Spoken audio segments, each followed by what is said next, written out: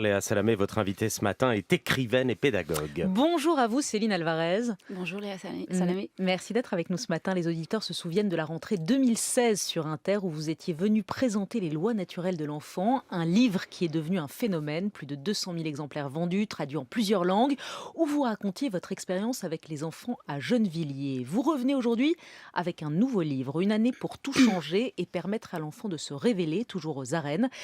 Qui avait-il de plus à dire, Céline Alvarez, que vous n'aviez pas dit déjà dans le précédent? Eh bien, entre-temps, il y a eu une expérience qui a été menée avec la ministre de l'Enseignement en Belgique, auprès de 750 enseignants. Donc, c'est une expérience à beaucoup plus grande échelle. Donc ça change vraiment la donne. Et pour moi, ça a été une confirmation de ce qui avait été travaillé à Gennevilliers. Et ça, il fallait absolument que je le dise, que j'en parle. C'est que là, en travaillant avec 750 enseignants, nous n'avions aucun moyen supplémentaire. Et pourtant, nous avons eu les mêmes résultats. Donc, pour moi, c'était une confirmation que c'est vraiment, les résultats tiennent vraiment au levier pédagogique et non pas au matériel utilisé ou à la personnalité ou ma personnalité. C'est vraiment quelque chose qui est réplicable et les résultats ont été flagrants. Et donc ça tient en fait à la posture de l'adulte, la capacité qu'il va avoir à soutenir le développement de ce qu'on appelle les fonctions exécutives. Voilà, qui sont au cœur de votre livre. Les Oui. fonctions exécutives, c'est quoi? Eh bien, en fait, ce sont les fondamentaux, les fondations biologiques de l'apprentissage. Donc, c'est-à-dire qu'avant les fondamentaux dont on parle tout le temps, le lire, écrire, compter, etc., qui sont essentiels, il y a d'autres fondamentaux. Il faut avoir la capacité d'apprendre, d'atteindre ses objectifs, de persévérer, de rester concentré, attentif, de rebondir en cas d'erreur, etc. Ça, c'est ce qu'on appelle les fonctions exécutives. Et quand on soutient ça, eh bien, les enfants, de tout milieu, ça je tiens à le dire, eh bien, se retrouvent en capacité d'apprendre et apprennent très très vite. C'est vraiment ce qu'on a constaté. Ils sont plus calmes aussi et beaucoup plus empathiques. Est-ce que vous avez été jugé? Vous dites les résultats sont très bons, ils étaient spectaculaires. Le CNRS avait validé vos résultats à Gennevilliers tout en C'était pas disant le que c'était... CNRS, hein. C'était une association en parallèle, mais ce n'est pas le CNRS. Et là, vous avez été jugé sur les résultats en Belgique? Il y a eu une association qui a fait un... Non, j'aurais adoré qu'on puisse faire une évaluation, mais pour ça, il faut des moyens. Et là, on n'en avait pas du tout. Moi, j'étais bénévole sur le projet. Et Alors, ce qui vous frappe en premier dans les classes quand vous arrivez en Belgique, c'est que les exercices sont trop faciles. Vous dites le niveau est trop faible et du coup les enfants s'ennuient.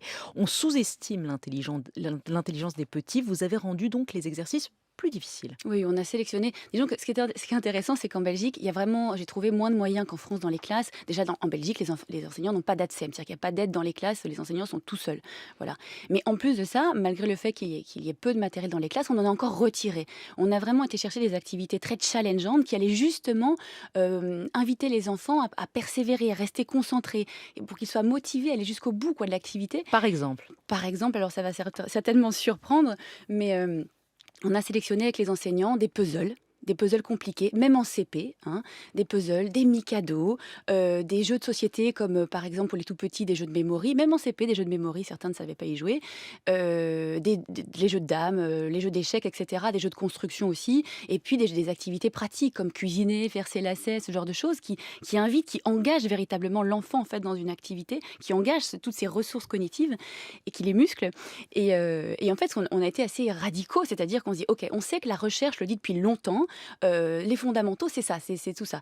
Mais comment on fait maintenant en classe pour les muscler, quoi, pour les renforcer? Eh bien, pendant 6 mois, 6, 7 mois, selon dans certaines classes, même en CP, j'insiste, on a fait que ça. On a laissé complètement de côté les fondamentaux tels que lire, écrire, compter, etc. Et puis les enfants, eh bien, au bout de quelques mois, sont passés vraiment. Il y a eu un avant, un après très flagrant constaté par les parents, les enseignants, les directeurs. Les enfants sont passés de difficultés attentionnelles, difficultés de concentration, de motivation, à une extrême envie d'apprendre et une grande facilité à apprendre. grâce à ces jeux. Grâce à... Alors, non pas grâce à ces jeux, mais grâce à tout ce que ces jeux ont sollicité comme tâche chez les enfants. Et C'est avant ça. tout, l'autonomie, qui est capitale Voilà. chez vous, Oui. c'est-à-dire les laisser faire, les encourager à faire tout seul. Oui. Pourquoi c'est si important que ça?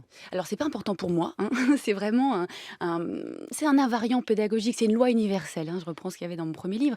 L'être humain est un être d'action. C'est comme si on se disait, est-ce que c'est important pour vous, Sénat Alvarez, que les enfants parlent le plus tôt possible, le mieux possible, avec des adultes qui parlent, voilà, d'une manière élaborée, sophistiquée, etc.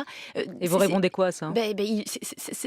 C'est une prédisposition humaine de parler, et c'est l'environnement qui va déterminer la manière dont on pourra parler. Et bien là, c'est pareil. Nous sommes prédisposés à être des êtres d'action, de challenge, de créativité. On a tous les circuits neuronaux pour ça. Simplement, il faut pouvoir les développer. Et là, ce qui se passe actuellement, c'est que tous ces fondamentaux-là, ces fondations biologiques de l'apprentissage, sont développés actuellement dans les familles, principalement parce que l'école, avec son fonctionnement traditionnel, ne peut pas tout à fait travailler ce genre de... Autonomiser.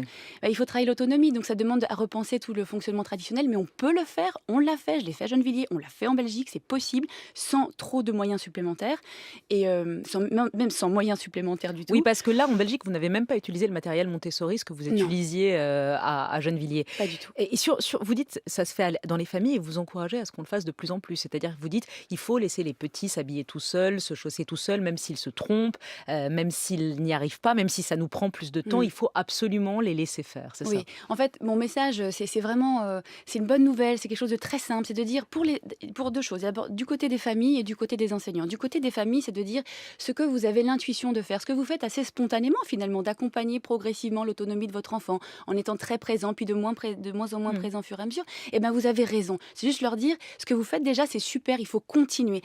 Ça ne se joue pas à plus de choses que ça. Mais si on lui met ses chaussettes alors que lui veut les mettre, ou si on l'empêche de manger tout seul, vous dites que ça brime son intelligence. Oui, si on le fait de manière répétée, ça finit par atrophier en fait l'intelligence, qui ne peut pas se développer. Il faut le savoir, c'est ça pour les parents et pour les enseignants. Mon message, c'est de dire vous avez des difficultés en classe, parfois c'est difficile, vous avez un sentiment d'impuissance, mais ce n'est pas une fatalité. Simplement, en focalisant notre attention sur ce qui est fondamental d'abord, eh bien, tout change. Et en une année, c'est pour ça que j'ai eu vraiment cette envie forte de d'écrire ce livre pour dire c'est possible. Vous dites que la situation est encore aggravée par les écrans. S'il ne fait rien tout seul et qu'en plus on met l'enfant devant un écran, c'est une catastrophe, Oui. dites-vous. Catastrophe pour les capacités d'apprentissage. Oui, c'est là où se créent de fortes inégalités, parce qu'il y a les familles où il y a moins d'écran, on fait attention à tout cela, et on accompagne l'enfant. Et puis il y a d'autres familles où on a moins le temps, on n'accompagne pas l'enfant, on n'est pas forcément sensible à ces choses-là. Et en plus, les enfants se retrouvent devant des écrans. Donc c'est vraiment une double peine pour eux, parce qu'ils ne peuvent pas être actifs.